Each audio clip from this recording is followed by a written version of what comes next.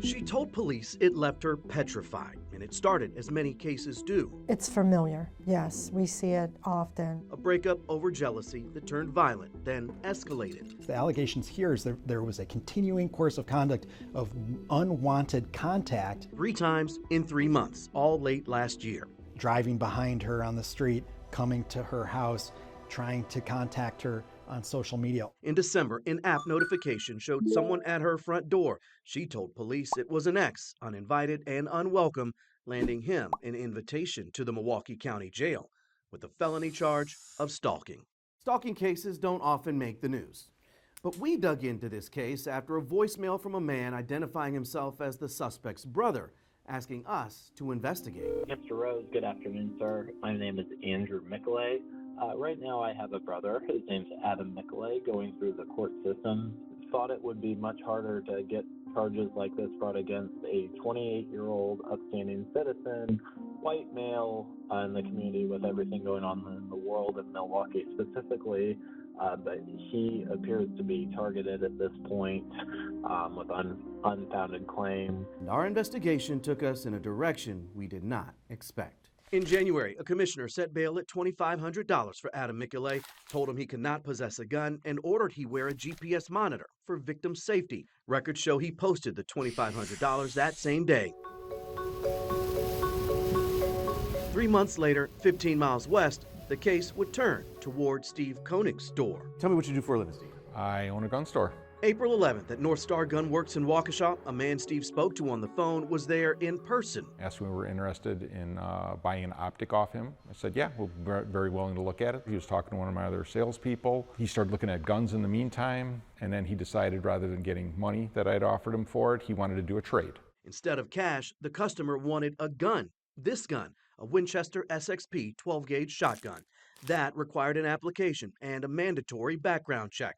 But the check came back delayed. When you say delayed, kind of explain that for me. Okay, so once we enter the information into the NICS system, there can be anywhere from an instant approval up to a waiting period of 3 to 5 business days. It basically tells us they're approved, it's being researched, or it's delayed. We let them know that it was delayed. At that point, he said, okay, I'll call you or you call me. We'll let you know what's going to happen.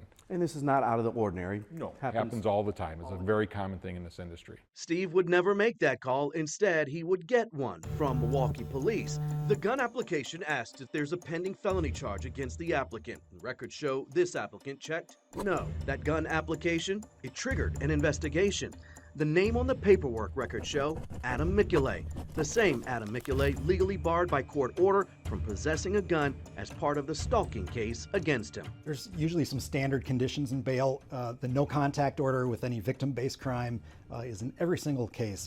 No firearms. If there's any type of community danger or a public safety issue, there's going to be a no firearm condition. Because stats show the intersection of domestic violence and guns is likely to be the site of a deadly collision. Significantly increases the potential for lethality in that situation. Research shows abusers with firearms are 5 times more likely to kill their female victims. Milwaukee police data shows in the past 2 years, detectives investigated 32 domestic violence homicides, 14 had female victims. In 11 of those, the killer used a gun. That's nearly 80%. Police alerted Michelet's accuser to the attempted gun purchase and what they discovered in their investigation. Court records we obtained show 2 weeks before the gun store visit, Michelet's phone Googled his accuser multiple times, along with the accuser's employer, and ran the accuser's name in the search engine TruthFinder.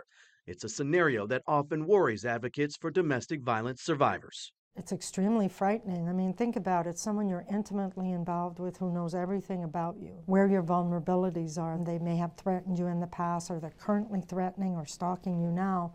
Knowing that they have that weapon makes you believe and experience that your life is being threatened significantly and that you're on the verge of being murdered by this person. Now, Adam Michelet has 2 new cases. State of Wisconsin versus Adam Michelet, 26 CF 1788. A bail jumping charge in Waukesha County where he's accused of trying to buy that gun, and a bail jumping charge attached to his stalking case in Milwaukee. He and his lawyer declined to comment after a hearing May 1st. He pled not guilty, and his case will work through the system on its way to trial. And for survivor advocates, it is a system that worked as designed for the accuser. We know when loopholes exist, people who want to hurt others have gotten guns and have followed through on their threat to commit homicide. So we need to be vigilant across the community. That's what our goal is. A lot of people think at a gun store we're just here to push stuff out the door. That's the last thing we want to do. We want society to be safe.